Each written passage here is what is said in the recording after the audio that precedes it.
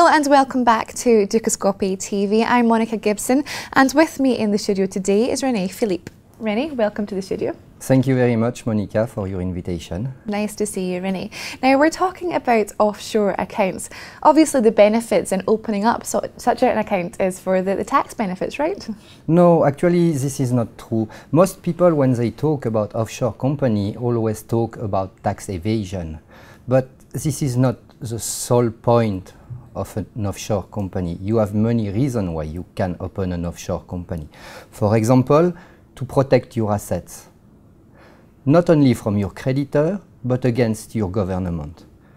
For example, in Russia, you have a lot of billionaires which have seen their assets seized by the government. So you want to protect your assets. The second reason is to manage your risk and liabilities. Another example is to avoid bureaucracy. In many countries, to set up a company, it costs a lot of money, it takes a lot of time, there is a lot of red tape. You register an offshore company, it's cheap and it's quick, no red tape. Okay, but then you've mentioned obviously cutting out the red tape and getting more money, making more money or keeping more of your own money.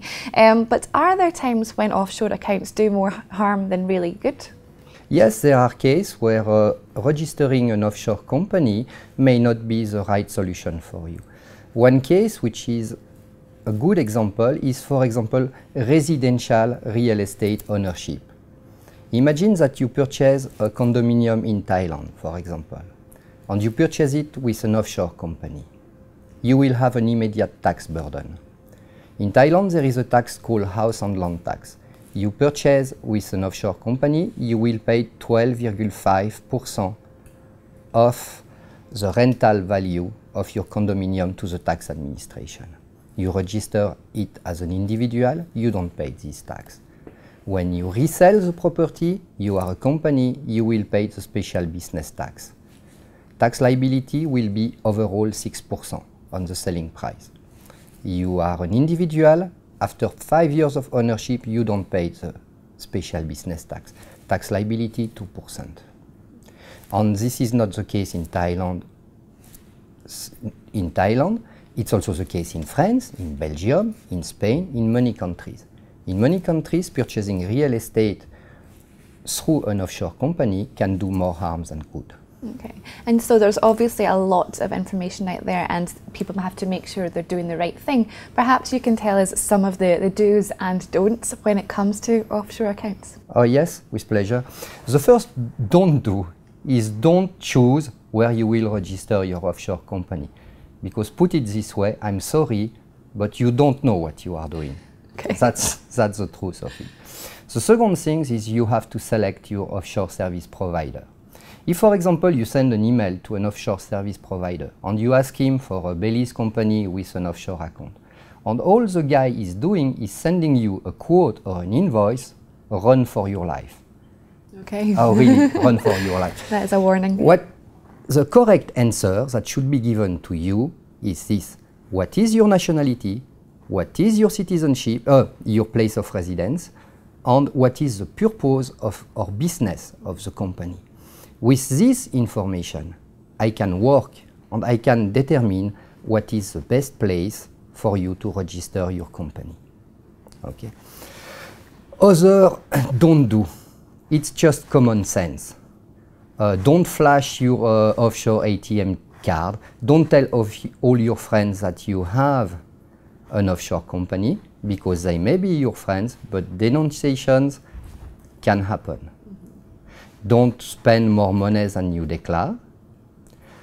Don't tell your spouse not to cheat her or him, but just because, unfortunately, a lot of weddings end up in divorce.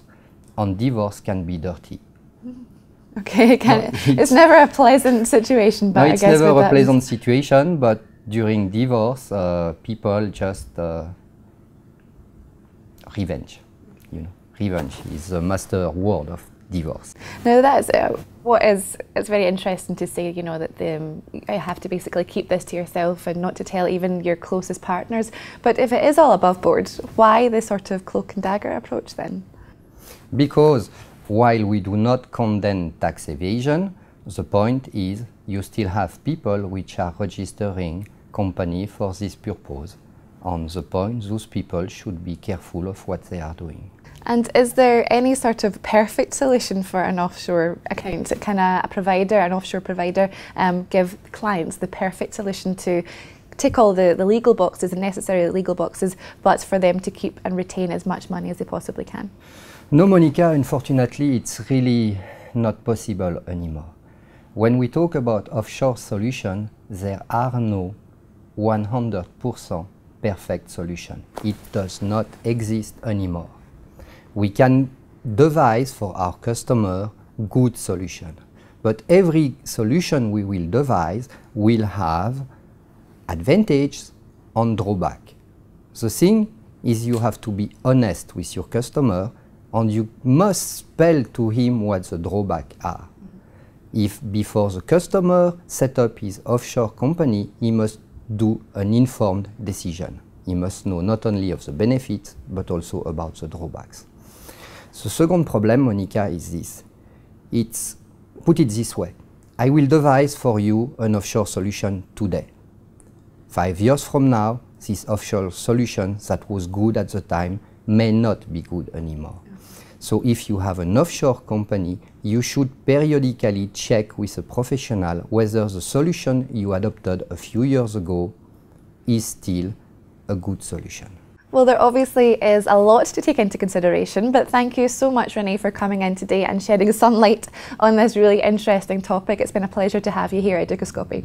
It was a real pleasure for me to come here, Monica. Thank you very much. Thank you very much.